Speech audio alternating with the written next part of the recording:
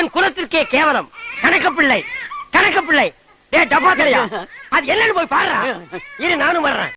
நம்ம கிட்ட என்ன இல்ல, மனசுல நேர்மை இல்ல, கரைபடியாத அரசியல் செய்யணும்னு நம்பிக்கை இல்ல, லட்சியம் இல்ல, உழைக்கிறதுக்கு தெம்பு இல்ல, பேசுறதுக்கு உண்மை இல்ல, செயல்படுறதுக்கு திறமை இல்ல, அர்ப்பணிப்பு குணம் இல்ல, களம் ரெடியா இல்ல. என்கிட்ட எங்கிட்ட எதுவுமே இல்ல, ஒண்ணுமே இல்ல. இவன் அவனா இருப்பானோ? யாராவது மேல அதிகாரி ஊமத்துல எங்க இருக்கா? ஒரு கலவரத்தை வித்தியாசமா அடக்க போயிருக்காரு சொல்லு. நம்ம கிட்ட என்ன இல்ல, மனசுல நேர்மை இல்ல, கரைபடியாத அரசியல் செய்யணும்னு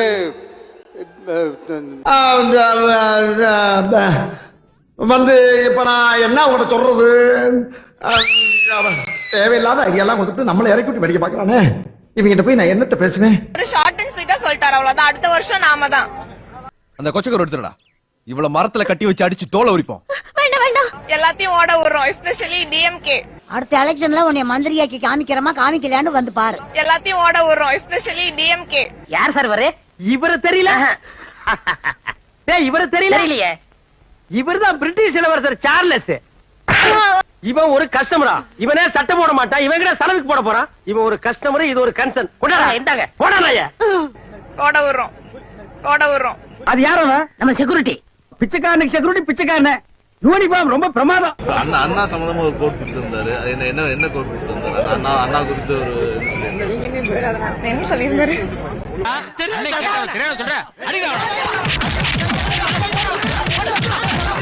என்ன சொல்லியிருந்தாரு? இந்த பண்டரி பாய் மாதிரி இருந்தா மட்டும் பத்தாது, முடிதான் நரைச்சிருக்கா, மூளையமா நரைச்சிருக்க. அங்க என்ன பார்வை? என்ன சொல்லியிருந்தாரு? கொத்தனார் வேலை பார்க்குறவன், சித்தாள் வேலை பார்க்குறவன், உதிரி பாட்டாளியாக இருக்கிறவன், கஷ்டப்படுறவங்கலாம் சேர்ந்து அவன் கை காசை போட்டு கட்சி வளர்ப்பாரான். 2026 ஷூட்டிங் முடிச்சுட்டு 150 கோடி ரூபா சம்பளம்லாம் வாங்கிட்டு 200 கோடி சம்பளம் வாங்கிட்டு நேரடியாக வந்து ஒரு சைன் போடுவாரான் முதலமைச்சர்.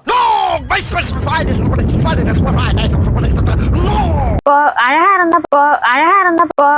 இருந்தா பாலிடிக்ஸ்குள்ள வரக்கூடாது அப்படிங்கறதெல்லாம் வந்துட்டு அது என்னோட கேள்வியும் கூட. மூக்காந்தண்டைய சேர்த்து ஒரே குத்துனேன்னு வச்சுக்க.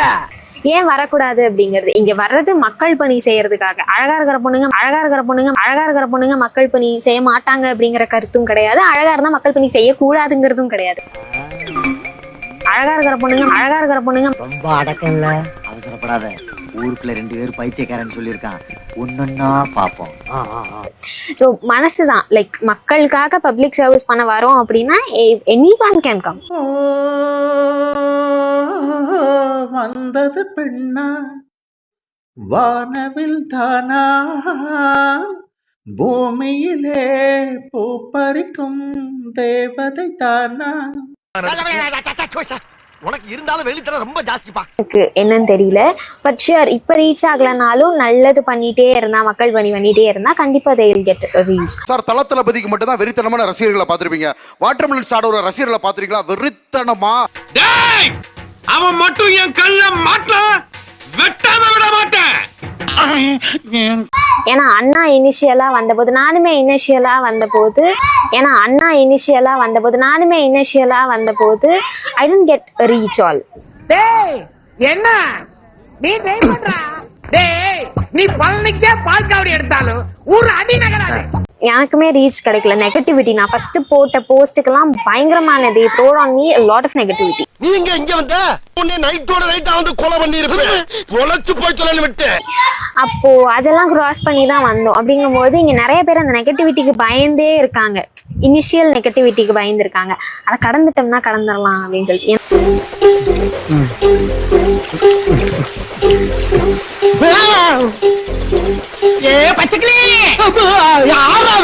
எங்க போற கேக்குறான் தீட்டியது.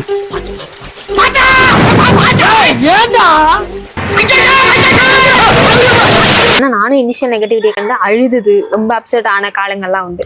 So please don't feel bad for that negative comments all. Just move on. That's it. Vijay என்ன சொன்னாலும் இன்னைக்கு சனிக்கிழமையா, இன்று திங்கட்கிழமை என்று விஜய் சொன்னால் ஆமாம் இன்று திங்கட்கிழமை தான், இன்று சனிக்கிழமை என்று சொல்வது அஜித் ரசிகர்கள் செய்யும் மோசடின்னு சொல்ல போறாங்க. அவ்வளவுதானே, வேற என்ன? உன்னோட ஆளுங்க உன்னை பார்த்தா பயப்படுவாங்க, ஆனா என்னோட ஆளை பார்த்தா எனக்கே பயம். அங்க பாருங்கண்ணா.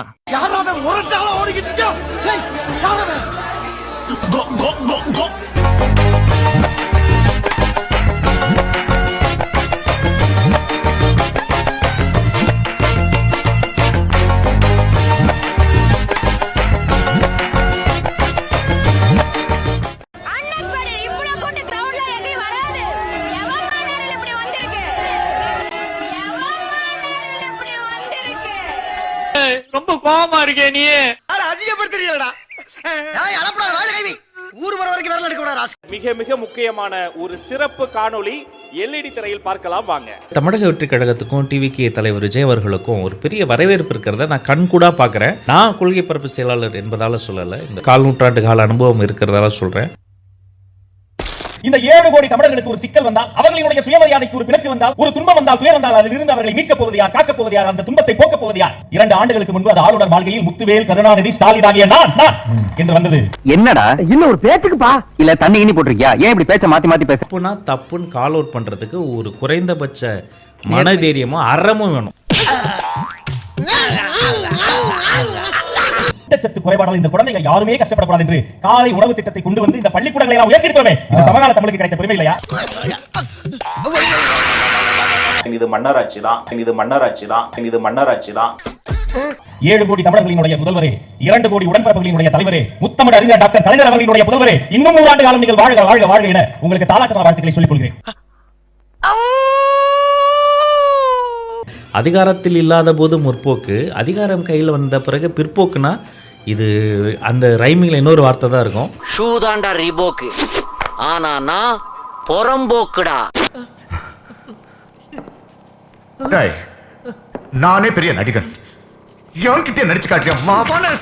ஒரு சாணு வயிற்றுக்கு தான் எல்லாத்தையும் விக்கிறேன், நான் எல்லாத்தையும் விக்கிறேன். அந்த ப்ரோ பெரியார் வந்து ஒரு முறை வெளிநாடு போகும்போது ஜக்காரியான்னு ஒருத்தர் இருந்தாராம். அவர்கிட்ட தலைவர் பொறுப்பை ஒப்படைச்சிட்டு போகும்போது சொல்லிட்டு போனாராம், ஐயா இவ்வளவு பெரிய பொறுப்பை ஒப்படைச்சிட்டு போறீங்க, நான் என்ன செய்யன்னு கேட்டாராம் ஜக்காரியா.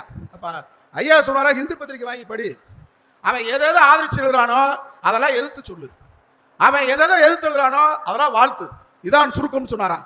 அது மாதிரி இந்த ப்ரோ நேற்று கோயம்புத்தூருக்கு வந்தார்ல ப்ரோ, அந்த ப்ரோவை இன்னைக்கு ஒரு பத்திரிகை, தினமலம் பத்திரிகை ஒரு பக்கம் பூனைக்குட்டி வெளியே வந்துருச்சா,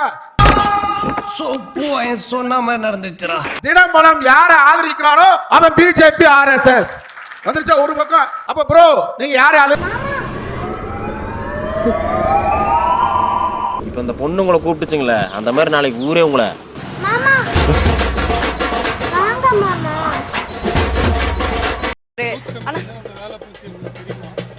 பூத் கமிட்டி எனக்கு அதை பத்தி எனக்கு எதுவும் தெரியாது.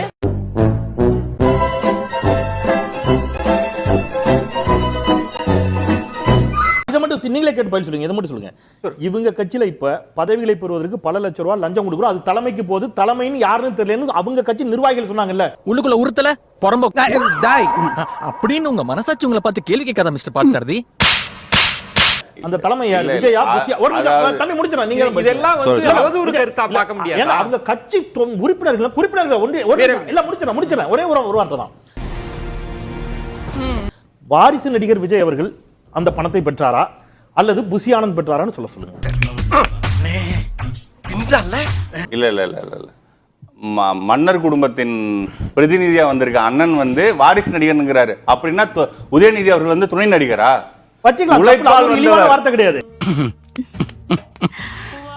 சொம்பு தண்ணியை விட சொல்லு ஜில்லுன்னு இருக்கு செல்லம். உழைப்பால் வந்தவர், தமிழகத்தின் உச்ச நட்சத்திரம். எல்லாரும் அவங்க அப்பா சினிமா வந்திருப்பாரு. இல்ல அவங்க அப்பா சினிமா பேசுறாங்க. அவங்க அப்பா சினிமா வந்திருப்பாரு. கட்டி பெத்தாரு என்ன பெருஜா யோசிக்கிறீங்க? அவங்க அப்பா சினிமா வந்தாரு. கலைஞர் தன்னால, அதான் சொல்றேன், கலைஞர் தன்னால வந்தாரு. கமலஹாசன் தன்னால வந்தாரு. அதான் சொல்றேன், வந்தாரு.